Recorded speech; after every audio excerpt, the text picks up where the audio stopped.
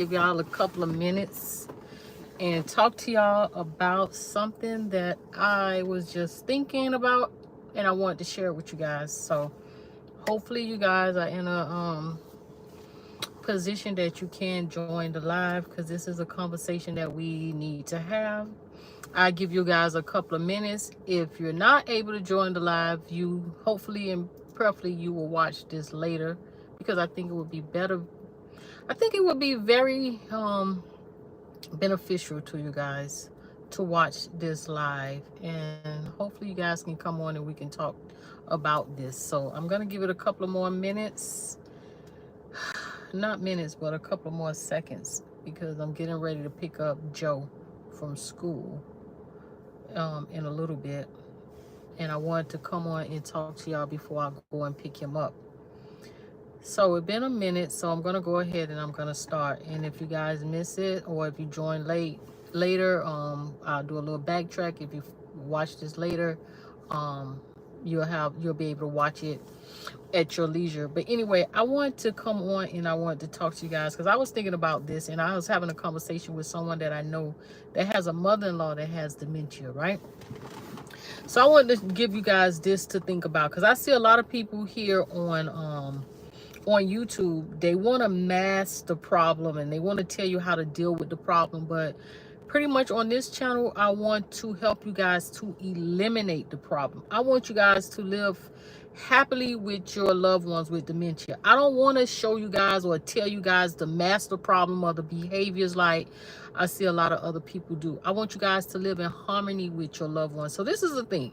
I want you guys to ask yourself, how bad is your loved ones? Are they really bad? And this is something, because I was walking the dog and I was thinking about Glory, and it's like, Glory really wasn't bad when you think about it. And then I thought about it, I say pretty much none of them are really bad, right? I really think that is us in the direction that we take with the situation. And let me start off by saying this.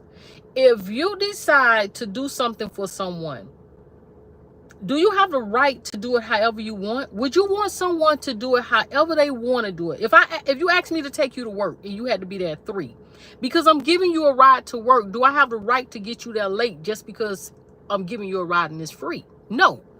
So the same thing, the analogy is with your loved ones. When you decide, I'm going to take on being a caregiver, you decided you was going to be there for that person 100%. And if you take on the task of being there for your loved one as a caregiver, you can't half-ass it. Just like I can't half-ass you and take you to work when I get ready, because I said I'd give you a free ride. All right. So that being said, I wanted to give y'all an analogy and bring it up and do a full circle for y'all to understand, so that y'all can deal with behaviors with y'all loved ones and live in harmony. So now that you decided you're going to take on the role of being a caregiver, right? Just because something is not real to you, hi, how you doing? That doesn't mean that it's not real, okay? So if you are dealing with something, right, and I don't perceive it that way, would it be fair to me to discard your feelings? It wouldn't. So it's not fair to discard your loved one's feelings either, right? Because just because it's not real to you, it's still real to them. If they're hallucinating and they're seeing things, we have to find a solution to it. Hi, thanks, sweetheart. So we have to find a solution to the problem. So you decided to be their caregiver. So whatever it is that they're going through, because ultimately, if you resolve the situation for them, you also resolving it for you, right? So I was talking to a friend of mine about this, right? I said, even if your loved ones feel like somebody is breaking in the house, or they feel in pain, or whatever it is, try to help them fix the solution. I already spoke to you guys about if your loved ones was once a doctor or something, you will give them a lab coat and let them pretend to be a doctor. Just like my mom said she still could drive. Instead of me telling her she couldn't drive, I helped her solve her problem and continue to drive. So since you saying that someone is lying, this person is probably just here just being silly. But this channel is about something serious. If you want to troll, it would be advisable to go somewhere else and troll, because we have people dealing with serious issues, okay? Z. because you're not going to upset me, but you might upset some of the viewers. So don't do that. But the thing is, what I'm going to say to you, right? Help them as much as you can resolve whatever it is that they're going through, instead of just discarding it, because if not, you're not going to deal with the problem. You're only masking the problem. And I'm not going to tell y'all to just pretend that you on the beach. And no, I want you to eradicate whatever problem you're going through.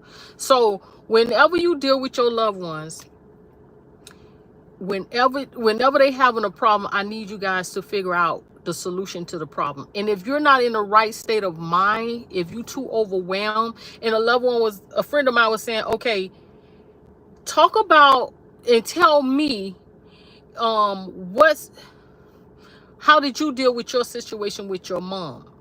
Okay, so I understood her viewpoint. So I went in and I told her the same thing that I'm telling her, and now I'm telling you guys. I did the same thing with my mom. At first, Gloria was like overwhelming. I felt like I was gonna run into a tree and just blow up my car. I was just that angry. But then when I stopped to think about it, I said, how bad is Gloria really? Now I want y'all to ask yourself this about y'all loved ones. Thank you, sweetheart. Ask yourself about this. Can I what? Listen, I need y'all to leave y'all messages in the comment section when this is over, because I really want to address whatever y'all asking me, but these comments is going to disappear. So if y'all really want me to answer them and I don't get a chance to answer it, just leave it in the comment underneath the video. But I want y'all to ask yourself, how bad is my loved one? And think about this, right? You're fighting for your life, right? You don't want to feel like you're dying, you're losing your mind, your memories. That's scary. And you're the only one that can see this and understand this, right? And just because you're not experiencing it, you'll study telling your mom, your dad, or whoever the person is that it's okay, or you want to treat them like a baby or whatever. That's frustrating. If I feel like I'm losing my mind, or even if you go to the doctor and the doctor tells you something bad about yourself, you don't want to be discarded or not heard. It's the same thing with your loved ones. They're fighting for their life. They're fighting to continue to hold on to the life that as they know it. So the thing is, I want you guys to understand is to try to help them live the life they've been living. We all know that their memory and stuff is going to fade.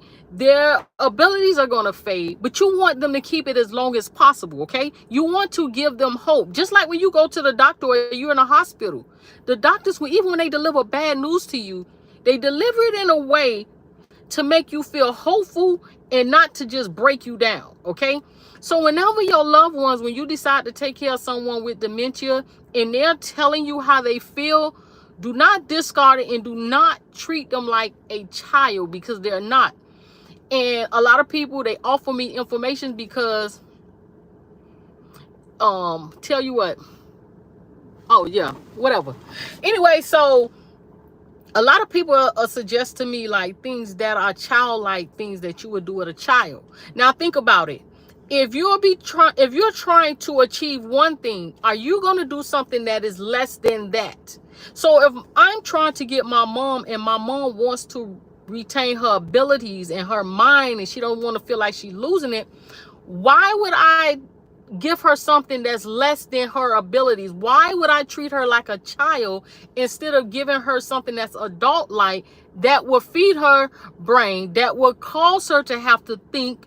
So this is why in these videos you guys will see me pushing her to do things that you would think that a person with dementia can't do, as opposed to me just saying, I'm going to give her a doll and let her dress the doll, or I'm going to give her a puzzle, I'm going to let her blow bubbles. None of that stuff is challenging to her, so that's not going to help her brain. So that's why you guys see that I had her to cook muffins. I had her to decorate a Christmas tree. I push her to walk, even though she's probably in the stage 6, where they normally stop walking, they stop talking, and they stop feeding themselves. But me, working in mental health for so many years, people that's born with disabilities, I still didn't look at the disability. I looked at the person. And it's like, this person don't want to not be able to walk or not be able to talk or not be able to do this. Someone that I had that had a speech impediment that could not talk, I made her talk. Do not sit there and raise your hand and say, no, I need you to talk. I got her so invested that she felt like I felt like she can do something that she felt like she couldn't. And for so many years, she wasn't required to do. And it inspired her. And guess what she did? She talked. She said, yes. She said, yes. And I said, stop putting this big towel around your neck and allowing yourself to drool. Because what about when you go out in public? You don't want that on your neck. And she was like, She said, that's right. And guess what happened? She met Bow Wow. I said, you see? Now imagine you would have been out with this big towel around your neck. I used to take my time and feed her, clean her mouth. I say, we work for you. The person needs to take their time feeding you, and they need to clean your mouth. You don't need this big towel around your neck. And that's what I'm telling y'all with y'all loved ones. Take the time invested in them. They need you. They need you. Try your best not to get frustrated. Look at life like a child. Like a child when they wake up. They wake up excited about a new day. Wake up every day excited about how am I going to help my loved one today? You know, my loved one is battling hallucination. So how am I going to figure out the problem of hallucination? What would you do? Medication, right? So I need to stand on the backs of the doctor to give my loved one a medication that's going to stop them from hallucinating, right? And if you're too overwhelmed, maybe you need to take a step back. Put a plan in order. And this is where I'll be telling y'all, write down everything that you dislike and everything that you want to see disappear, that you don't want problems with anymore. Write that down. I don't care if you want her to stop rolling her eyes. Whatever it is, or I don't care what it is that you want to see for yourself and your loved ones, write it down. Even if it's like, I want to be able to come and go as I please, write it down. I want yellow flowers, write it down and find a solution to everything. If your loved one thinks somebody is breaking in the house, how you doing, sweetheart? Find a way of helping resolve that issue for them, because if you resolve that issue for them, you're resolving it for who else? Yourself, right? So, no, I'm not in Texas.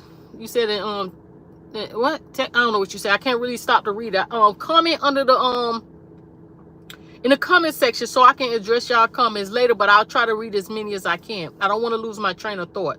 So if you resolve the issue that they're dealing with on a regular basis and that they're struggling with, instead of discarding and saying, you know you can't do that, or you know you don't do that. Try to resolve it for them, because if you resolve it for them, then the behavior would disappear. Okay, so the thing is, if they're hallucinating or they're seeing things or whatever it is, then make sure you stand on the backs, like I said, of their doctors to try to get a medication to calm them. Because if their minds are calm, they can enjoy life better, and then you can enjoy life better, and you can enjoy them. They're living they're living in a state of losing their mind, and they're dying, or they're declining, I would rather say. So you don't have time to just disregard what they're saying because you don't want to deal with it, because ultimately, as long as you're their loved one, you're dealing with it. Okay? The way you see me and Gloria, and a lot of times some of you guys are on here and you're saying, I know it's so hard for you and I pray for you. It's not hard for me. It's really easy. Gloria don't give me no problem. And you know why? Because when she was giving me a problem, when she was walking out the door and knocking on people's doors about to get me kicked out my place, I had to come up with a solution. Even if it meant that I didn't have any money to pay for her to go to a long-term care, I was going to use her Social Security, and I was going to go ahead and drive Uber and put $35 a day. I was going to find a solution, and I'm telling y'all to do the same thing. I love you guys. I gotta go. I'm driving now, so I have to get off here or YouTube is gonna give me hell. Okay, so I'll talk to you guys later. Let me know in the comments what y'all think. Bye bye.